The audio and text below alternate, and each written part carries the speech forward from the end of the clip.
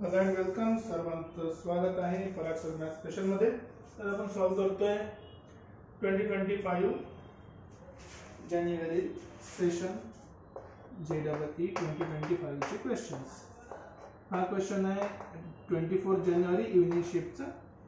हे आधी आपण 6 क्वेश्चन सॉल्व केलेले आहेत। आज बघूया 7वा क्वेश्चन सोपा आहे, फक्त लॉजिक लागते थोडंसं। क्वेश्चन वाचून बघा। We consider an event E such that matrix of order 2 by 2 पहिले तर 2 by 2 चा मॅट्रिक्स लागेल। 2 by 2 चा मॅट्रिक्स समजून घ्या, हा आहे काहीतरी। अजून करा A B C D। Okay, तो मॅट्रिक्स 2 by 2 आहे। समोर काय म्हटलं आहे, इज इन्व्हर्टिबल। आता हा शब्द एक महत्त्वाचा आहे की इन्व्हर्टिबल आहे म्हणजे काय होते। इन्व्हर्टिबलचा अर्थ आहे की त्याला इन्व्हर्स आहे। इन्व्हर्टिबल आहे याचा अर्थ काय की त्याला काय इन्व्हर्स आहे। आणि जर इन्व्हर्स असेल त्याचा अर्थ काय होते की त्या मॅट्रिक्सचा determinant should not be equal to 0। कारण की इन्व्हर्स काढताना आपला फॉर्म्युला काय होता, A inverse is equals to 1 upon determinant of A into adjoint of A। तर डिटर्मिनंट डिनॉमिनेटर मध्ये आहे, इन्व्हर्स काढण्यासाठी डिनॉमिनेटरची व्हॅल्यू 0 कधीच नसली पाहिजे। पण डिनॉमिनेटर जर 0 नसेल तरच त्याचा काय निघेल, इन्व्हर्स निघेल, आणि म्हणून तो काय होणार इन्व्हर्टिबल। आता काही ठिकाणी मी चेक केलं की कुठे कुठे ते नॉन इन्व्हर्टिबल शब्द पण यूज केला आहे। आपण दोन्ही काढून घेऊ, प्रोबॅबिलिटी चेक करू काय करायचं आहे। आता विथ एंट्रीज 0 और 1 म्हणजे प्रत्येक पोझिशनला फक्त 0 किंवा 1 हा ऑप्शन लावू शकते। आपल्याकडे प्लेसेस किती आहेत, 1 2 3 4 प्लेसेस आहेत। किती ऑप्शन्स आहेत, 2। प्रत्येक ठिकाणी 2 ऑप्शन आहेत। So 2 into 2 into 2 into 2 into 2 these are total possible matrices। Total possible matrices एवढे मॅट्रिक्स पॉसिबल आहे कशाने, 0 आणि 1 ने। किती झाले टोटल 16 पॉसिबल मॅट्रिसेस आहे। Okay, 16 possible matrices. तर हा झाला एक सिंपल सा क्वेश्चन रिलेटेड आहे कशाशी, multiplication and addition theorem of probability काउंटिंगचा बेसिक प्रिन्सिपल आहे। इथे कुठलं आपण पीएमसी किंवा कॉम्बिनेशन लावलेलं नाही आहे, राईट।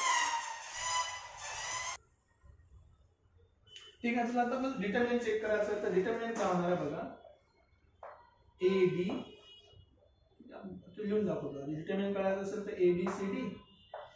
ओके, एबीसी डिटर्मिनंट काय होणार आहे, A D minus B C should be equals to 0। आता नॉट इक्वल टू 0 पाहिजे आपल्याला, तर आपण पहिले इक्वल टू 0 वाले काढून घेऊ। जो इक्वल टू 0 काढणार तर ऍक्च्युअली काय होणार, आपल्याला सगळं आन्सर भेटेल। ओके, तर आपण पहिले टोटल 16 आपल्याकडे ऑप्शन्स आहेत, त्यातले आपण हे कन्सिडर करू की A D minus B C equal to 0 वाची कंडिशन काय काय। पहिली कंडिशन ए 0 होऊ शकते, आणि ए जर 0 होत असेल तर डी किती होऊ शकते, डी 0 असेल तरी चालेल, 1 असेल तरी चालेल, काही प्रॉब्लेम नाही। ठीक आहे, सेम कंडिशन हेच। आता हे बघा किती ऑप्शन बनले आहे, 2 ऑप्शन बनले इथे, 2 ऑप्शन बनले इथे, राईट। 2 ऑप्शन इथे बनले, 2 ऑप्शन याच्यासाठी, कारण की सगळं सिमेट्रिक आहे। 2 ऑप्शन याच्यासाठी, 2 ऑप्शन याच्यासाठी। सो टोटल ऑप्शंस किती झाले, टोटल ऑप्शन्स झाले 8। टोटल ऑप्शन्स झाले 8। पण इथे संपवायचं आहे का नाही, इथे सगळे 0 0 हे 0 ठेवून 0 ठेवून 0 ठेवून झाले। पण एक आणखी ऑप्शन आहे जिथे A D is equals to B C होईल, आणि या कंडिशन मध्ये A equals to 1, B equals to 1, C equals to 1 आणि D equals to 1। 1 into 1 1, 1 minus 1 हा पण 0, म्हणजे extra condition. So total matrices where determinant of A is equals to 0 हे किती झाले, 8 plus 1 divided आणि टोटल किती झाले, टोटल असे 9 मॅट्रिसेस आपल्याकडे अवेलेबल। टोटल असे किती झाले, 9 मॅट्रिसेस झाले आपल्याकडे असे।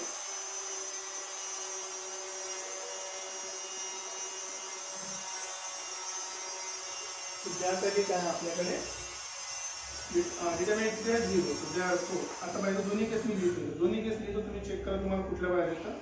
मला त्याच्यावर डाऊट आहे थोडासा की आता हे इक्वल टू 0 आहे। 0 आहे म्हणजे नॉन इन्व्हर्टिबल, इथे इन्व्हर्स निघत नाही, नॉट इन्व्हर्टिबल। इथे डिटर्मिनंट 0 चालते, determinant of A equals to 0, कारण की याचा इन्व्हर्स नाही आहे। अशी किती मॅट्रिसेस आहे, 9। सो टोटल किती आहे, therefore it is equals to probability of E non invertible साठी टोटल 9 आहे, आपले व्हेरिएबल 9 आहे, टोटल आहे 16. 3 ने डिवाइड करू शकतो का आपण? 9/16.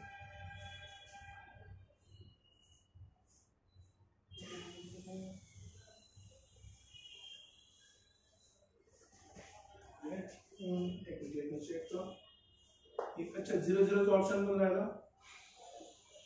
टोटल हे 9 केसेस झाले, बरोबर आहे. एक सेकंड होल्ड करा. अच्छा ठीक आहे, ओके. इथपर्यंत आपण आलो तो काहीतरी सुटलं असं वाटतं मला. बघा काय काय इथं माझे 2 ऑप्शन, इथे पण 0 असेल तर परत तेच कंडिशन 0 किंवा 1, अगेन 0 किंवा 1, 0 किंवा 1. आता बघा इथे ऑप्शन खास काय येते की सगळ्यामध्येच 0 किंवा 1 0 किंवा 1 आले, पण सगळे 0 0 नाही आले आहे. सगळे 1 वाले आपल्याकडे आले आहेत, तर सगळे 0 वाले पण आपल्याकडे आले पाहिजे. A equals to B equals to C equals to D equals to 0. तर 8 9 10 टोटल असे 9 ऑप्शन होते. हे वरती 8 आणि 1 9 आणि हा टोटल 10. टोटल असे किती ऑप्शन झाले पाहिजे? 10 ऑप्शन झाले आहेत. थोडंसं चुकलं असं लिहिताना. सो हे झाले 10 ऑप्शन टोटल. सो इन्व्हर्टिबल साठी टोटल 10 आहे 16 पैकी, की ज्याचा आपण इन्व्हर्स काढू शकत नाही. त्याला सिम्प्लिफाय केलं तर प्रोबॅबिलिटी ऑफ ई काय होणार? 2 ने डिवाइड करू शकतो 5/8. बघा जर नॉन इन्व्हर्टिबल असेल तर 5/8 आणि ते तो फॉर इन्व्हर्टिबल. आता इन्व्हर्स काढता आलं पाहिजे. इन्व्हर्स काढता आलं पाहिजे याचा अर्थ काय? Determinant of A should not be equals to 0. So जर 16 पैकी 10 असे मॅट्रिक्स आहे जिथे आन्सर काय येते? 0 येते, तर उरलेले 6 काय असणार आहे? उरलेले 6 काय असणार? टोटल 16 आहे. 16 पैकी जे 10 आहेत नॉन इन्व्हर्टिबल आहे. सो 6 किती 16 पैकी इन्व्हर्टिबल आहे. So therefore probability of E 2 ने डिवाइड कर, सो 3/8. आपल्या क्वेश्चन मध्ये मी लिहिलं आहे इथे इन्व्हर्टिबल पाहिजे तर मी 3/8 ला टिक करतो. जर तुम्हाला नॉन इन्व्हर्टिबल पाहिजे तर तुम्ही 5/8 करू शकता. ओके, इथे पण कन्फ्युजन थोडं असू शकते की बघा हे असं लिहू शकतो आपण की हा जो लेफ्ट हँड साइडचा AD आहे it should be equals to BC 0 होण्यासाठी मग एक तर 2 पैकी 1 0 पाहिजे. सो बेसिकली 2 पैकी 1 0 पाहिजे. ठीक आहे, 2 पैकी 1 0 आणि सोबत सोबत किंवा 2 पैकी 1 0 आणि त्याची कंडिशन काय? 2 पैकी 1 0 किंवा दोन्ही 0 चालते. सो 2C2 एक ऑप्शन तुम्ही ठेवू शकता. अशी किती चान्सेस आहे? एक इथे आहे आणि एक इथे आहे. म्हणजे एक A साठी तुम्ही करू शकता, इकडे राईट साइडला B साठी करू शकता किंवा C आणि D साठी करू शकता. जर तुम्ही याला सॉल्व्ह करणार तर हा किती झाला? हे झाले 2 + 1 3 ऑप्शन आणि याचे पण 3 ऑप्शन, तर 3 × 3 टोटल असे 9 ऑप्शन बनतात. दोन्ही 0 सगळे 0 असणारे आणि ॲटलिस्ट 1 0 असणारे असे 9 ऑप्शन हे आणि टोटल 1 असणारे हे 10 ऑप्शन. अशा प्रकारे हा क्वेश्चन आपण सॉल्व्ह करू शकतो. ठीक आहे, गडबडीमध्ये आपण एखादी ऑप्शन सुटू शकतो. जसं माझ्याकडून एक ऑप्शन सुटलेला होता, तुम्ही त्यावर लक्ष ठेवा बरोबर. राईट, तर हा क्वेश्चन आपण सॉल्व्ह केला. तुमचा कुठला इन्व्हर्टिबल होता की नॉन इन्व्हर्टिबल होता तुम्ही चेक करा.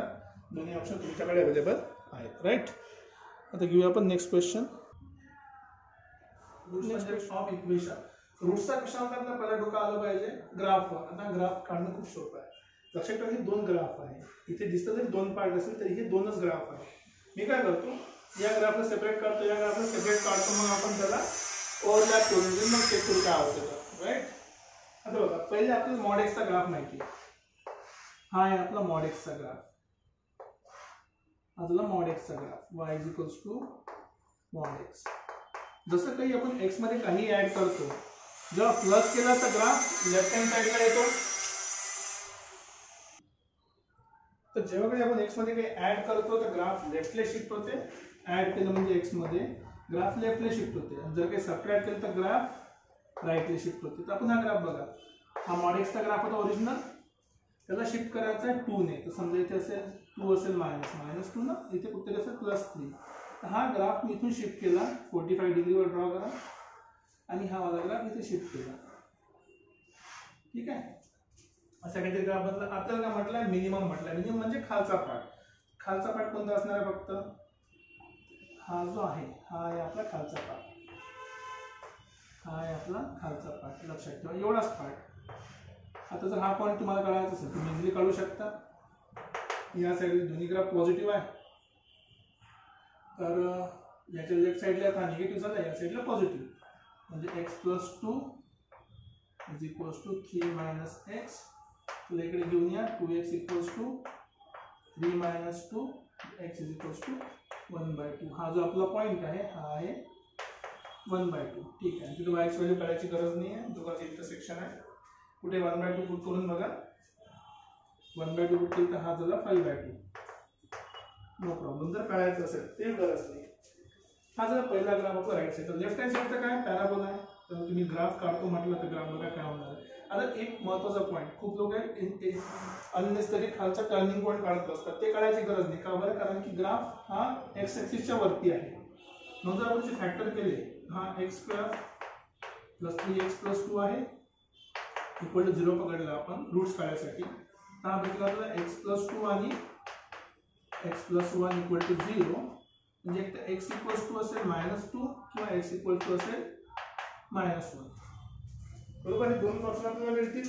म्हणजे जर दोन ऑप्शन आपल्याला मिळतील तिथून आपला ग्राफ पास होईल, तो खाली जाईल कट करत आहे तर. ठीक आहे,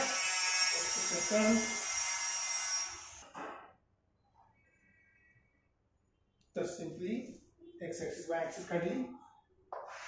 ठीक आहे, एक पॉईंट आहे आपला -1, एक असेल -2 आणि हा -1. त्यातून आपला ग्राफ चाललाय वरती, असा काहीतरी पॅराबोला आपला चाललाय वरती. बाकी काही पाहायची गरज नाही. एक वाय इंटरसेक्ट चेक करू आपण. So x equal to 0 put करता वाय इंटरसेक्ट आहे 2. इथे जर आपण x इक्वल टू 0 पुट केलं तर मिनिमम वाला ग्राफ कुठला आहे? लेफ्ट साईडचा. x इक्वल टू 0 पुट केलं तर हा पण झाला जवळपास 2. ठीक आहे.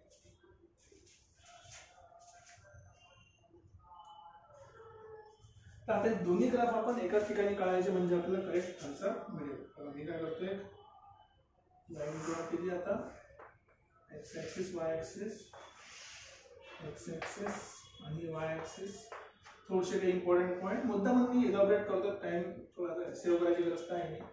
इथे आपला पॉईंट आहे 3 पार्ट केले, तिथे झाला 2, इथे झाला 1 0. ठीक आहे, इथे काहीतरी पॉईंट असेल आपला -1, इथे असेल -2. ओके, आणि इथे कुठली पॉईंट असेल 1 असेल 2. पहिला आहे आपला मॉडचा ग्राफ. हा झाला मॉडचा ग्राफ. 2 मधून पास होतो, लक्षात ठेवा. 2 -2 साठी 0 असेल. ओके, इथून असा 45 डिग्री. हा झाला आपला मिनिमम काढतो. इथून जाईल तो +3 वर आणि इथून परत वरती. नाईस. हा झाला आपला minimum of mod of x plus 2 x minus 3. ठीक आहे, आता सेकंड ग्राफ काढायचा आपल्याला. सेकंड पॅराबोला आहे. 2 -2 मधून आणि 1 मधून जाते, एवढं तर माहिती आहे आपल्याला. एक -2 आहे, -1 आहे, इथून तर पास होत आहे. खाली कुठे असेल पॉईंट आपल्याला त्याशी एवढं इम्पॉर्टंट नाही. आणि इथून 2 मधून पास होत आहे, हे आपल्याला माहिती आहे. कसं माहित पडलं? x इक्वल टू 0 पुट करा, y इक्वल टू 2 होते. नाईस, काही प्रॉब्लेम नाही. अच्छा, पहिलं हां एक पॉईंट राहिला छोटासा, इथून नाही पास होणार आहे. हे थोडंसं राईट साईडला घेऊन चला.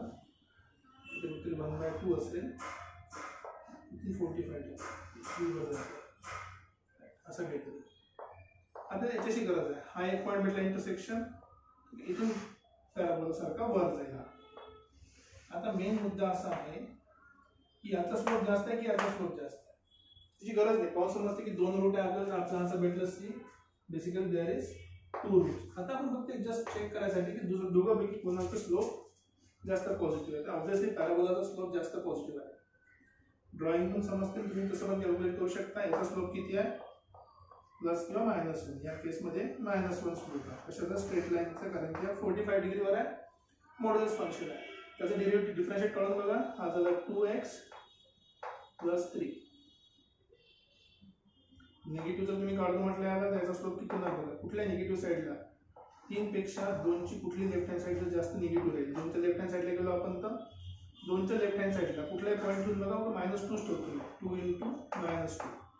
ठीक आहे, प्लस 3. हा झाला -4 प्लस 3. त्याचा जो मिनिमम स्लोप आहे, मिनिमम व्हॅल्यू किती होणार याची?